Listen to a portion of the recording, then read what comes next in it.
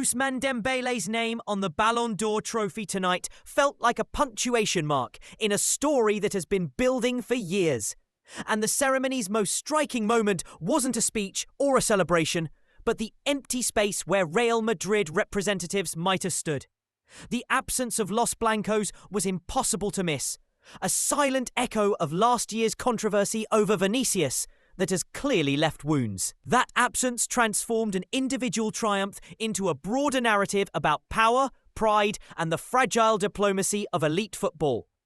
Dembélé's win is a personal vindication after injuries and doubts, and the emotion on his face and among his teammates made clear how much this meant. Yet the surrounding headlines were just as loud. Across social media and in locker room posts, Kylian Mbappé and Aurélien Tchouameni led the chorus of praise, celebrating a compatriot whose season they felt merited the highest recognition. Their public congratulations turned the night into a moment of solidarity for PSG and France, a reminder that individual awards also carry national and club weight. At the same ceremony, Lamine Yamal added another layer to the story, taking the Copa Trophy again and reminding everyone that the next generation is already staking its claim. That juxtaposition, a seasoned player finally crowned, and a rising star doubling down on youth honours, made the evening feel like both a culmination and a beginning. For Real Madrid, the message is twofold. The club was visibly absent when one of European football's big... How do you respond when a rival's player takes the spotlight and you aren't there to accept or challenge the moment? There are practical stakes here too. The script of the season ahead may be rewritten by confidence and perception as much as by tactics.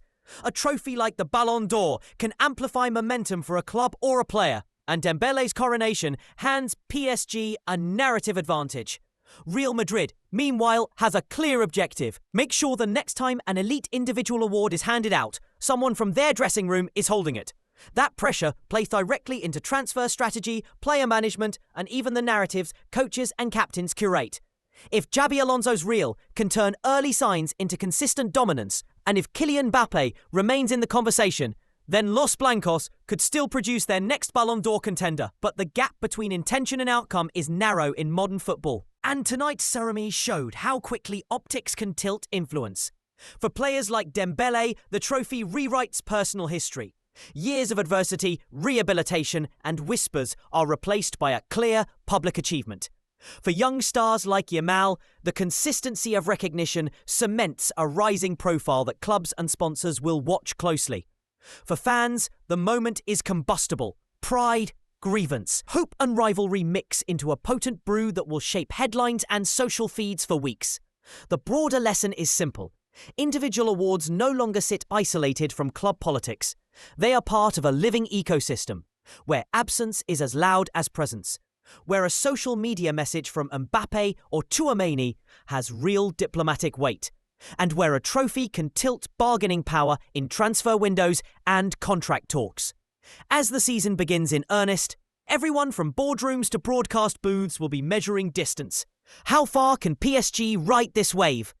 And how quickly can Real Madrid respond, on the pitch and in public relations? The answers will unfold in matches and minutes. But tonight's ceremony has already shifted the conversation, and the football world is watching closely to see who will convert rhetoric into results and who will be left answering uncomfortable questions about presence, pride, and positioning.